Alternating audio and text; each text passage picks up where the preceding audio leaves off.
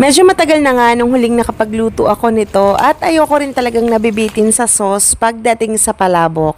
So today magluluto ako ng malabon, luglog or palabok kung tawag, na isa sa masarap na Pinoy merienda. Bago dyan, dito ako magluluto sa kaldero at kawali ng Red Chef. Isang set na po ito, meron ka ng milk pot, isang malaking kaserola at 2 size ng frying pan. Matagal na din simula nung nagpalit ako ng lutuan at gustong gusto ko to dahil ceramic coating na ito at hindi po Teflon ang gamit dito. Good thing naka-sale sila ngayon, kaya sa mga gusto ring umorder, ilalagay ko na lang yung link sa comment section or sa yellow basket. So, lahat yan ay may mga takip.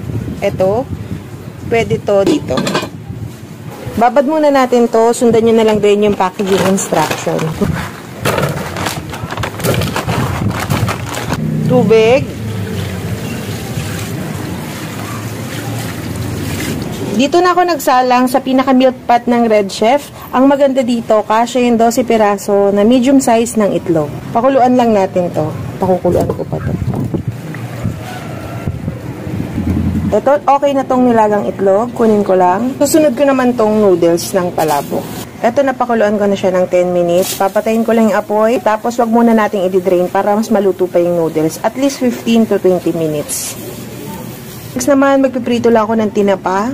Bali, galunggong yung gamit ko dito.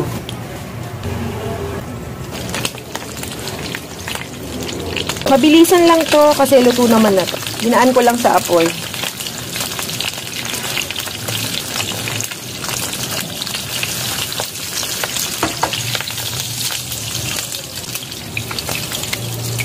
O, palalamigin ko lang to tapos hihimayin ko na rin to.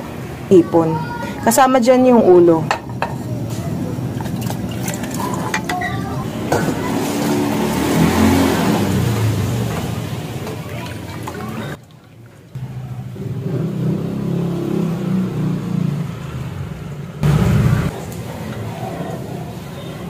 Yan pang sabaw sa ating palabok sauce. Oh, ito yung gamit ko pang smash.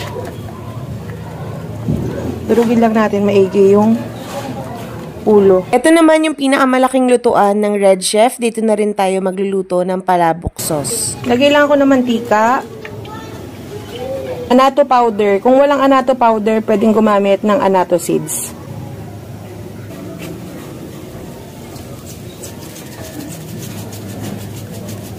Bawang,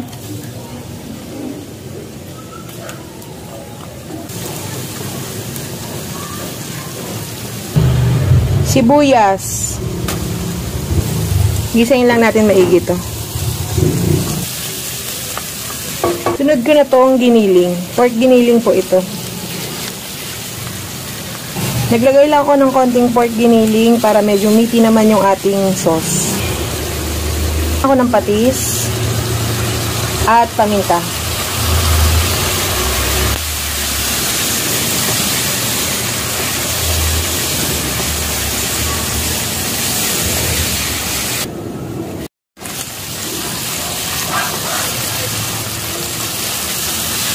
Na yung giniling, lagay ko na tong tinapa, yung hinimay ko.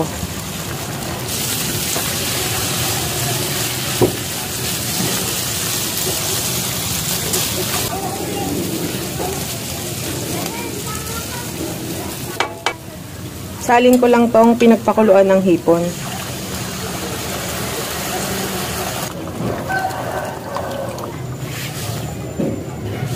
Ng mainit na tubig para madagdagan yung sauce ng palabok.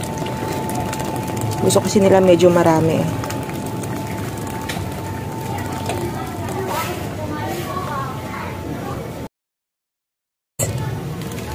Kahit hindi pa kumukulo, pwede nang ilagay itong chicharon. Lahating ko na.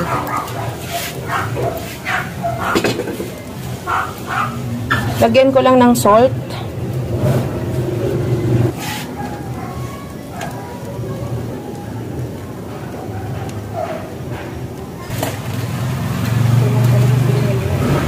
Dito naman ay nag-add lang ako ng pamintang pino at 1 teaspoon ng asukal. Nakakadagdag sa linamnam yung may kaunting asukal sa palabok sauce. So, depende rin po sa inyo. Pag kulang sa alat, pwedeng magdagdag ng asin or patis. Ito na yung slurry, cornstarch, pati tubig. Dahan-dahan lang hanggang sa makuha nyo lang yung lapot na gusto nyo.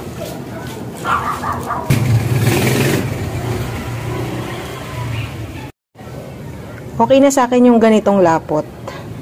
Ayoko rin yung sobrang mamiti. Hindi ko na maramdaman yung sauce. So, ganyan lang po yung gusto ko. Basag pala to lang ng sauce.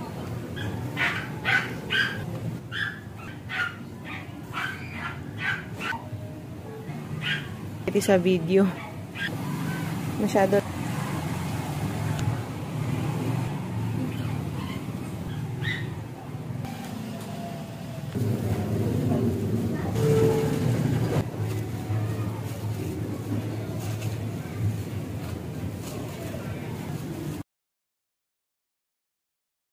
Na late na.